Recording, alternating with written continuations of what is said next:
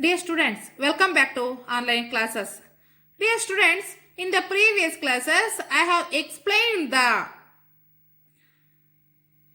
maps, physical maps, political maps and thematic maps. Dear students, today I will explain the features of maps. Features of maps.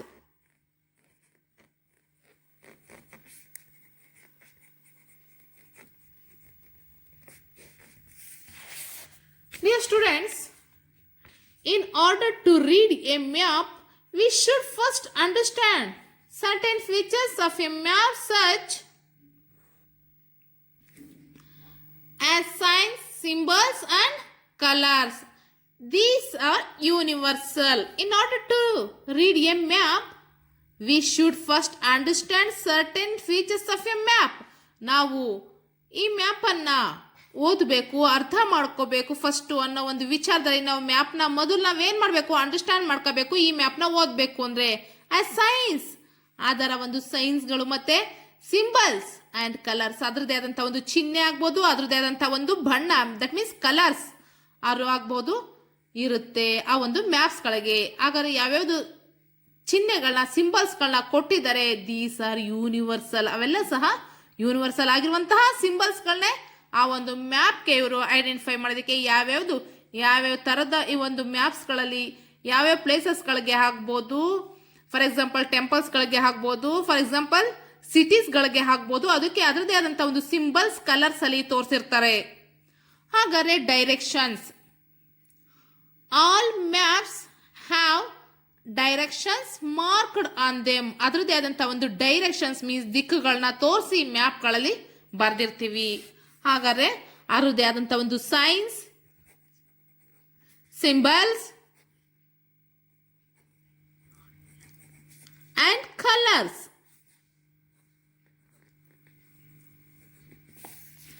Next directions.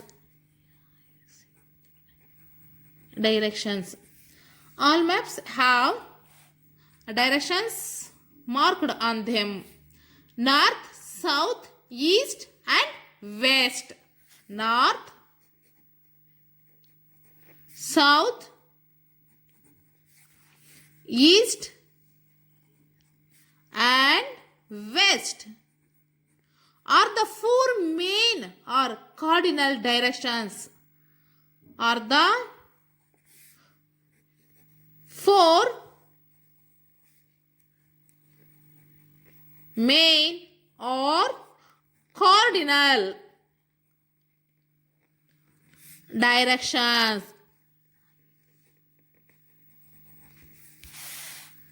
North, Uttara, South, Dakshina, East, Purva and West means ಪಶ್ಚಿಮ. ಇವು ದಿಕ್ಕುಗಳನ್ನ ತೋರಿಸಂತವು, ಇವನ್ನ ನಾವು cardinal directions ಅಂತ ಕರಿತೀವಿ. ಹಾಗಾದರೆ these symbols shows the direction of north with an arrow and is shown on a map. The areas at the top represent north. ಹಾಗಾದ್ರೆ ಆ ಏರಿಯಾದ top ಅಂದ್ರೆ ಮೇಲ್ಭಾಗವನ್ನ ರೆಪ್ರೆಸೆಂಟ್ ಮಾಡೋಂಥದ್ದು ಏನಪ್ಪಾ ಅಂದ್ರೆ ನಾರ್ತ್ ಮೀನ್ಸ್ ಉತ್ತರ ಅಂತ ನಾವೇನ್ ಮಾಡ್ತೀವಿ, ರೆಪ್ರೆಸೆಂಟ್ ಮಾಡ್ತೀವಿ. ಹಾಗಾದ್ರೆ ನಾವು ತೋರ್ಸಂಥದ್ದು ಏನಂತ, ನಾರ್ತ್ ಅಂತ. The areas at the bottom represent south. ಹಾಗಾದ್ರೆ ನಾವು ಈ ಬಾಟಮ್ ಅಂದ್ರೆ ಕೆಳಭಾಗವನ್ನ ನಾವು ಏನಂತ ರೆಪ್ರೆಸೆಂಟ್ ಮಾಡ್ತೀವಪ್ಪ ಅಂದ್ರೆ ಸೌತ್ ಅಂತ ರೆಪ್ರೆಸೆಂಟ್ ಮಾಡ್ತೀವಿ. ಸೌತ್ ಮೀನ್ಸ್ ದಕ್ಷಿಣ. The areas to the right represent east. ಹಾಗಾದ್ರೆ ನಾವು ರೈಟ್ಗೆ ಕಂಡು ಬರುವಂತಹ ಒಂದು ಭಾಗವನ್ನು ನಾವು ಏನಂತ ರೆಪ್ರೆಸೆಂಟ್ ಮಾಡ್ತೀವಪ್ಪ ಅಂದ್ರೆ east. The areas to the left represent west. ಹಾಗಾದ್ರೆ ಲೆಫ್ಟ್ ಸೈಡ್ ಅಲ್ಲಿ ಕಂಡು ಬರುವಂತಹ ಭಾಗವನ್ನು ಅವರು ರೆಪ್ರೆಸೆಂಟ್ ಮಾಡೋದು ಯಾವ ತರನಪ್ಪ ಅಂದ್ರೆ west. Dear students, you see once north, south, east and west. The directions between these main directions are called sub-directions or secondary directions. ಹಾಗಾದರೆ ಈ ಡೈರೆಕ್ಷನ್ ಮಧ್ಯದಲ್ಲಿ ಮತ್ತೆ ಇನ್ನೂ ಕೆಲವೊಂದು ಡೈರೆಕ್ಷನ್ಸ್ಗಳು ಕಂಡು ಬರ್ತವೆ. ಹಾಗಾದ್ರೆ ನಾವು ಅವನ್ನ ಏನಂತ ಕರಿತೀವಪ್ಪ ಅಂದ್ರೆ ಸಬ್ ಡೈರೆಕ್ಷನ್ಸ್ ಆರ್ ಅಥವಾ ಸೆಕೆಂಡರಿ ಡೈರೆಕ್ಷನ್ಸ್. ಹಾಗಾದರೆ ಇವು primary directions north south east ವೆಸ್ಟ್ಗಳು. ಹಾಗಾದರೆ ನೆಕ್ಸ್ಟ್ ಕಂಡು ಬರುವಂಥವು ಸಬ್ ಡೈರೆಕ್ಷನ್ಸ್ನ ನಾವು ಸೆಕೆಂಡರಿ ಡೈರೆಕ್ಷನ್ಸ್ ಅಂತ ಕರಿತೀವಿ. ಹಾಗಾದರೆ ವಿಚ್ ಆರ್ ದೇ? ಹಾಗಾದ್ರೆ ಯಾವ್ಯಾವು ಸೆಕೆಂಡರಿ ಡೈರೆಕ್ಷನ್ಸ್ ಅಂದ್ರೆ ಯಾವ್ಯಾವ? ಹಾಗಾದ್ರೆ the directions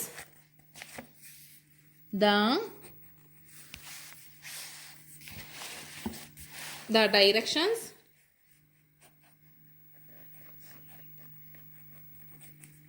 between these main directions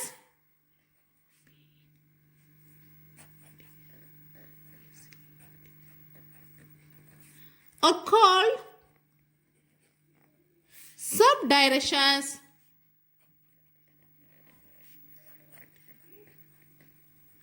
or secondary directions.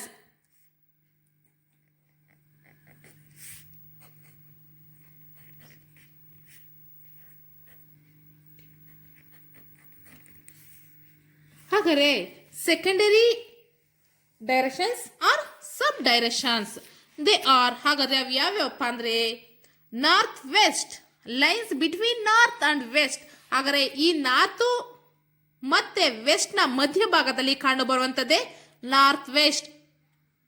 ಹಾಗಾದರೆ ಈ ನಾರ್ತ್ ವೆಸ್ಟ್ನ ನಾವು ಕನ್ನಡದಲ್ಲಿ ಎಂತಪ್ಪ ಕರಿತೀವಪ್ಪ ಅಂದರೆ ವಾಯುವ್ಯ ಅಂತ ಕರಿತೀವಿ. ಹಾಗಾದರೆ as it is north east ಹಾಗಾದರೆ lies between north and east. ಹಾಗಾದ್ರೆ ನಾರ್ತ್ ಈಸ್ಟ್ ಅನ್ನುವಂಥದ್ದು ಯಾವ್ದ್ರ ಮಧ್ಯದಲ್ಲಿ ಕಂಡು ಬರ್ತಪ್ಪ ಅಂದ್ರೆ ನಾರ್ತ್ ಮತ್ತೆ ಈಸ್ಟ್ ನ ಮಧ್ಯ ಭಾಗದಲ್ಲಿ ಕಂಡು ಬರ್ತದೆ, ನಾರ್ತ್ ಈಸ್ಟ್. ಹಾಗಾದ್ರೆ ಇದನ್ನ ನಾವು ಕನ್ನಡದಲ್ಲಿ ಈಶಾನ್ಯ ಅಂತ ಕರಿತೀವಿ. So as it is south west lies between south and west. ಹಾಗಾದ್ರೆ ಈ ಸೌತ್ ಮತ್ತೆ ವೆಸ್ಟ್ ನ ಮಧ್ಯ ಭಾಗದಲ್ಲಿ ಲೈಸ್ ಬಿಟ್ವೀನ್. ಹಾಗಾದ್ರೆ ಈ ಒಂದು ಲೈನ್ಸ್ಗಳು ಯಾವುದರ ಮಧ್ಯದ ಭಾಗದಲ್ಲಿ ಕಾಣ ಬರ್ತವಪ್ಪ ಅಂದ್ರೆ ಸೌತ್ ಮತ್ತೆ ವೆಸ್ಟ್ ನ ಮಧ್ಯ ಭಾಗದಲ್ಲಿ ಸೌತ್ ವೆಸ್ಟ್ ಕಾಣ ಬರುತ್ತದೆ. ಹಾಗಾದ್ರೆ ಇದು ನೈಋತ್ಯ.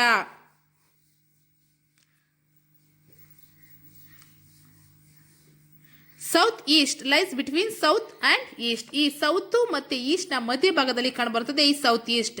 ಹಾಗಾದ್ರೆ ಇದನ್ನ ನಾವು ಆಗ್ನೇಯ ಅಂತ ಕರಿತೀವಿ ಕನ್ನಡದಲ್ಲಿ. Scale. As it is not possible to show the actual size of the distance between different places on the map, these have been reduced proportionately. A scale is used to show the ratio between the distance shown on the map and the actual distance. For example, the distance between Chennai and Coimbatore is 500 km, but on the map, the distance between the two places is 5 cm. So we can say that the scale is 1 cm is equal to 100 km.